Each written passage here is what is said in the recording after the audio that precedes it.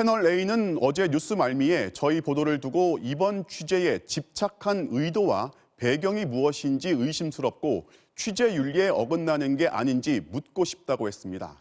대체 채널A는 내부적으로 어디까지 사태 파악을 하고 이런 질문을 던진 것인지 장인수 기자가 지금부터 그 답을 하나씩 해드립니다. 채널A는 지난 22일 먼저 채널A는 이철 전 대표 측이 부적절한 요구를 해와서 취재를 중단시켰다고 해명했습니다. 하지만 채널A 기자와 이 전 대표 측의 녹취록만 봐도 이는 사실이 아닙니다. 채널A 기자는 수감 중인 이철 전 대표 측에 보낸 편지에서 신라젠과 관련된 검찰의 수사가 강도 높게 이루어질 거고 가족도 수사를 당할 거라며 검찰의 계획을 훤히 알고 있는 것처럼 적었습니다. 이후 양측의 첫 통화가 이루어진 건 지난 2월 24일. 여기서 이 전 대표 측이 처음으로 물은 건 편지에서 검찰 수사 내용을 자세히 적었는데 검찰과 교감이 있느냐는 한마디였습니다.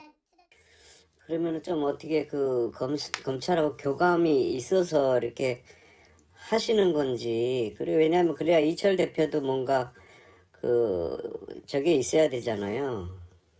이 첫 질문에 대한 채널A 이모 기자의 답은 이랬습니다. 솔직히 말씀드리면요, 교감 가지려고 하면 가질 수 있고 안 가지려고 하면 안 가질 수 있어요. 원하시는 대로 할 수 있어요. 제 대표님 원하시는 대로. 네.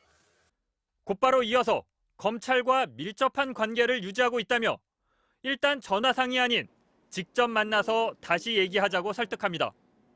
말씀을 제대로 못 드리는 부분이 있지만 저도 그분들하고 나름대로 이렇게 밀접한 관계를 유지하고 있고 검찰 내부하고 그다음에 그 검찰 수사 자체는 굉장히 강하게 들어갈 거예요.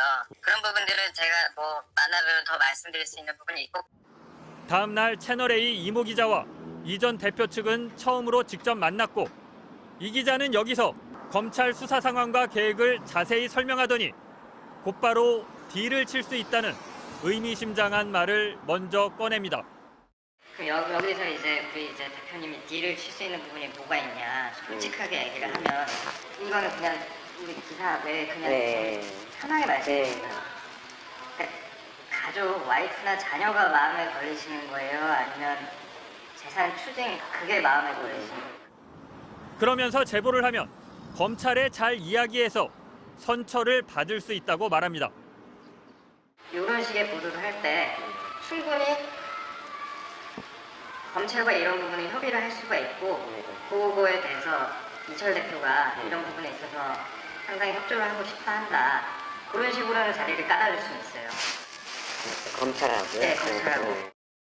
협조를 하지 않으면 불이익을 당할 수 있다는 강한 압박성 발언도 잊지 않습니다.